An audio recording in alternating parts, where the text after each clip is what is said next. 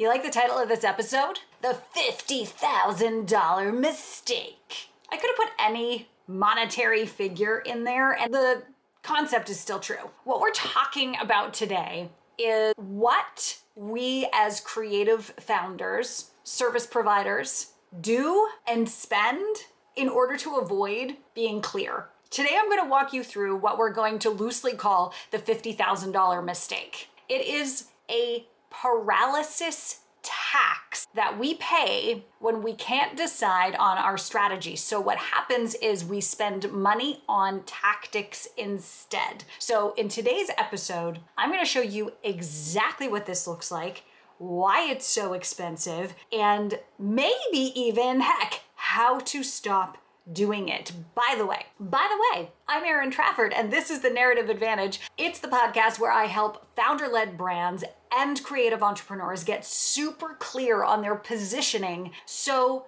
communication actually converts into what you want it to convert into. And right now, I am in the swirl of a new series that I am posting on LinkedIn and on my newly relaunched blog over on erintrafford.com. We're calling it The Conversion Shift, and it's a 5-part series. I'm going to be launching it through the back half of 2025, so November and December, and I'm unpacking a bunch of these trends that I am seeing and these major massive shifts that I'm seeing in the way that we are communicating in order to create results.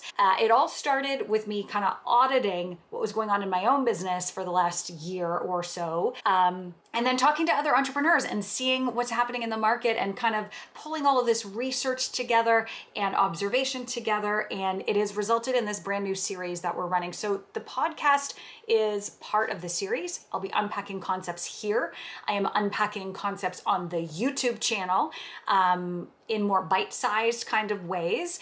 And then also the blog is going to be the long form article with the research and so on. And there will be an email newsletter that goes along with it that just has a bit of a digest. So you have literally no excuse for not diving in and hitting 2026 with the right energy and the right strategy for you, because I am laying it all out for you here. So before we really get into the episode, I do want to alert you to a couple of really fun things. And I'm saying fun, and I've got kind of like a forced smile on my face because I'm recording this episode at not my ideal time. It is after 4 in the afternoon for me. I would much rather it be after 4 in the morning for me. That's when I do my, best energetic work. But instead, I hit the ground today to rebuild part of erintrafford.com to enable a blog to be there. Oh my goodness, I never thought I would go back to blogging, and here we are. I did that. I literally wrote the book, cut the check, did the thing with the blogging, and here I am back to that. And then I've also kind of beefed up how the podcast is featured on the homepage at erintrafford.com. The other thing I have done, heard it here first, folks. This is what happens to me at 4 in the afternoon. You heard it here first, is I am launching a new offer. After all of this, getting the feedback from the podcast, getting feedback on LinkedIn, getting feedback from my clients, I am simplifying everything for right now. So the one and only thing that I am going to put on my website right now, unless you are a corporate agency that needs fractional integration of your communications, which 99.99% of you listening are not that. And if you are, cool, there's a solution for you on the website, that's fine. But there is a new offer on tap. It is called a Clarity to Conversion Diagnostic. This is not a brainstorm session. This is not a power hour. This is specifically designed for you to give me express information off the top end, sit with me for 90 minutes or so, one-to-one. Yes, this is a one-to-one offer. And then on the other side of that, do you know what you get? You get what's tantamount to a scorecard. Here is where you are excelling in your communications and your marketing. Here is where there are gaps and leaks and weaknesses. And then, just like you would with a report card, there is a solution. Here is how to fix that and in what priority order. A roadmap, as we like to say in the digital online world. So it is called the Clarity to Conversion Diagnostic. If you are listening to this on whatever player you're on, you have access to that link in the show notes. It's erintrafford.com/comms-diagnostic. It is $500. It is $500 for the rest of this year. And I have a bunch of spots available for these. So this is going to be your bird in the hand for 2026. I can guarantee you that this is what it's going to be. You are going to get an insane amount of my brain for like literally half the price of what it costs to work with me for a regular hour. And I'm doing this for a multitude of reasons. Number one, because I want to test my muscle and work with more people right now. I'm feeling like I just want to get out there and see what other problems there are. So this is a little bit of a way for me to, make a little bit of money, meet some new people, see what the market is saying. But it's also just new energy for me. And I want to make this to be like the easiest freaking yes you have ever said yes to. Like, this wasn't about me making this what it's truly worth, because I'm going to give you a roadmap that could be worth doubling your business next year if you do this right? Like, I can't put a worth on this, but I'm telling you right now that between now and the end of the year, it is $497 Canadian. There's a little bit of, you can add to it as well if there's a particular piece of content that you would like me to go over, whether it's your LinkedIn profile, a blog post, a thought leadership piece. You can add on a messaging review as well on top of all of this, but it's all there for you. So erintrafford.com/comms diagnostic, or just go to erintrafford.com. There's the button is right there on the top banner. So like, you really can't miss it. So that has been what I've been working on today and why I am recording this podcast so late in the day. So yay, bravo me. Let's just take a second and give myself some stinking snaps, because usually this kind of work makes me surly. And right now I am activated, which means all of this is in service of my grander purpose, which cannot be a bad thing for me or for you, okay? So we're here though to talk about this $50,000 mistake. Is it a mistake? I don't know. When we get to the end of the episode, maybe we can decide if mistake is the right word, but here is what this looks like and why I want to talk about it within the context of this conversion shift. Because if you are not careful right now, given the way the market is going, you could way more easily fall into this $50,000 mistake than even before, in the before times. And if you want to know a little bit more about the shift, I've been posting about it on LinkedIn. If you want to go deeper on that, certainly connect with me there. I'm having dialogue about this all the time. So like I said, follow me on all the places and you're going to get this fuller picture. But this is where we're going to unpack these concepts. Okay, so what does this $50,000 mistake look like? Again, it might be $5,000 for you. It might be $50,000, it might be $150,000. The number doesn't matter. But I'm using that number to anchor us in scale, okay? So it looks like what I'm calling a tactical shopping spree. A tactical shopping spree. You know how there's this thing called retail therapy where people who get like addicted to shopping and they go out and they get this dopamine hit because they buy a new blazer and then they have like 18 blazers and nowhere to wear them, but they just keep buying them because there's like a dopamine hit around that, right? I used to get that with buying workout gear. I've had to stop. I'm like, oh, I'm going to buy this other pair of yoga pants. It's going to make me better at yoga. No, it doesn't. It just drains my bank account. Okay, so when it's in your business, let's think about retail therapy in terms of a tactical shopping spree. So you're spending, $8,000 to $15,000 redesigning your website because you think the site is the problem. And if we just get the site fixed, then there's some sort of attachment to that outcome. Then you go out and you're like, well, okay, I got this new site and I'm going to spend $5,000 to $10,000 on a copywriter who is going to fix the way the words look on the site. Okay, so now you're into it for like $25K. You got a new website, you got new copy, multiple rounds of edits, but sitting there where you're like, me no like this. This isn't actually doing what I want it to do. And there's a little tiny voice in the back of your head that is starting to resent the fact that you paid so much money for it. Ask me how I know that this is a thing. I'm not telling you this because it's only observational. I've experienced this myself. Okay? You don't get to where I am without having made a bunch of $50,000 mistakes. If you do, I don't know, you were born with like a golden spoon in your mouth or something like that, and a bunch of people who like told you how not to step on a rake. But listen, like I could write a whole book about how many rakes I have stepped on. So you got the new website, you got the new copy. The next thing is like, you need a little brand refresh. So you hire an agency and you do a new logo, you do some new pictures. There's another $8,000 out the door. And then you're like, well, the leads aren't coming in. Why? I painted my front door and I got all these pretty pictures, and where are all the people? So you hire a marketing ads strategist. You might even hire a social media person who promises to take all of this social media stuff off your plate, so you never have to log in to Instagram, to YouTube, to LinkedIn. You never log in. You just show up and look at the notifications and say, oh, look at all of my adoring fans, because it's Sammy who's posting for me. I don't know why I picked Sammy. I guess because it's like gender neutral name. Okay. So now you're out like another $4,000 a month, maybe more, with ad spend, because you're paying somebody else to do all the do's. You see how quickly you reach that $50,000 mistake? Why am I calling it a mistake? None of this sounds wrong yet, does it? Well, the through line here is that every single one of those purchases is rooted in hope. Hope that execution will solve what truly only decision making can fix. And I'm not saying, again, these services are bad. I am saying they absolutely work if the foundation is not broken. They will not work if your foundation is broken. You cannot copyright your way out of strategic confusion. You cannot design your way into clarity. And you, take it from me, folks, you definitely cannot podcast your way out of not knowing what you're actually selling. How many times have I come face to face with someone who considers themselves a creator on Story Studio Network, you know, in those kinds of sales calls, and they say, well, how am I going to make money? I want to put ads on my show. And I say, the most valuable thing you can do with your podcast is sell what it is you want to sell. And then they look like a deer in the headlights and they want a podcast anyway. And I say, you are hoping that executing a podcast is going to solve the fact that you can't decide what you want to sell and who you want to sell it to.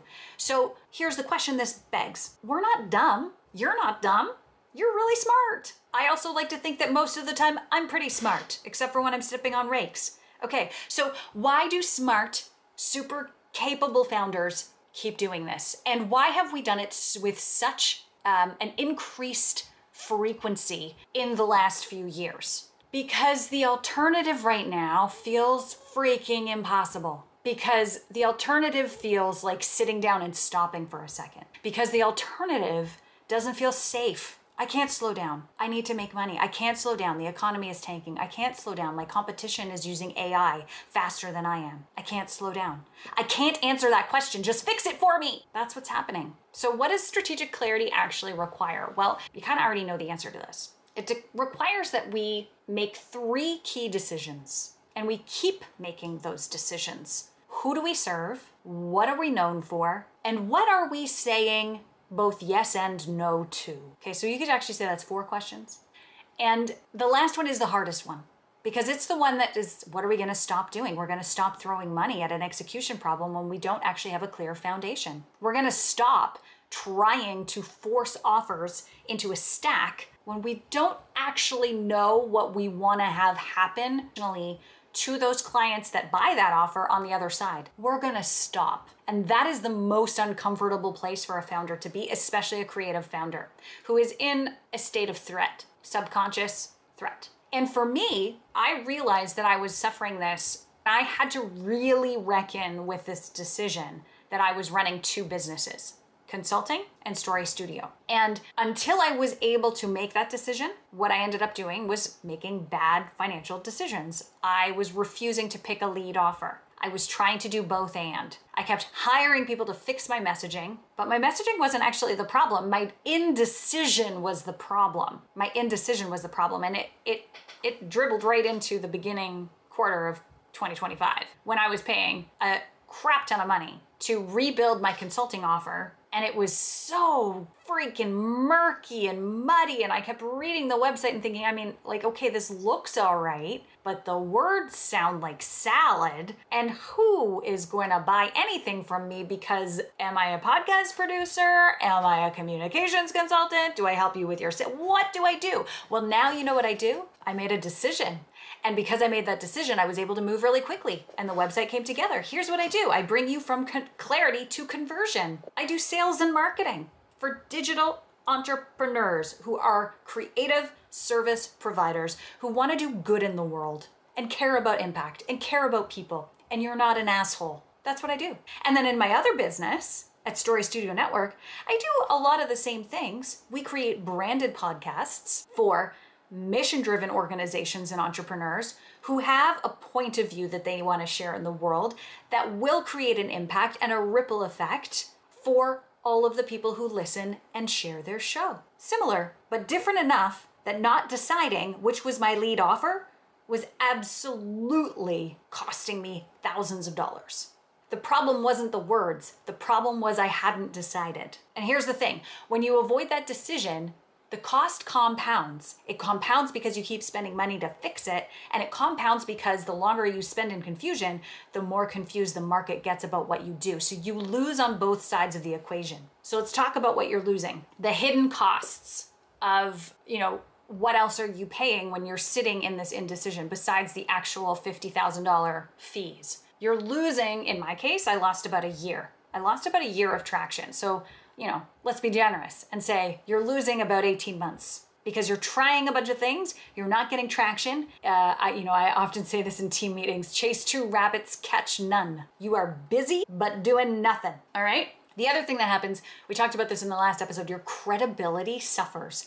And it suffers not because people don't think that you know your shit. It suffers because they don't know that they can come to you with their shit. That is the problem. If you have a team, your team morale will tank. We'll talk about that in another episode, but take that seriously. If you are leading a team and you are in a state of confusion and a lack of decision making, your team will feel it. They will feel the ripples. You will start to see the cracks sooner than you probably care to admit. The mental energy then, this will also start to create like fissures in your business because someone will come to you with an ask and you'll have to conjugate where that ask fits in terms of what you're willing to do. You don't have a clean offer, so you can't say yes or no. Do you fit over here? I could give you comms consulting. We'll put you in a comms consulting package and then we'll just transition you over to a production package. Doesn't work that way. It doesn't work that way. No, they're two separate things. Walk through door number 1, walk around that room, come out of that room, walk through door number 2.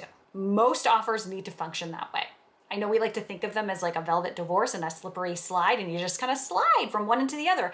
And even if you feel that way as a client, that you're sliding, and the other word we use is matriculating from somebody's one offer to somebody's other offer, on the back end, there has to be a system that allows one door to close and the other door to open. You lose a lot of time on that mental energy. And I'm not telling you this to make you feel bad. I'm telling you this so that you can see that I have fallen victim to this. I'm telling you this because in 2026, if you don't solve this problem, it's gonna get worse for you. If you don't get clear on what you're saying, where you're leaking that credibility, and how you are being perceived in terms of the way your offers are being communicated, you are going to compound this problem at an exponential rate in 2026. Mark my words. So I'm telling you this because it's expensive and because most founders don't actually realize how expensive it is until they add it all up. And then once you see it, you're like, oh my God, you cannot unsee it. You cannot unsee it.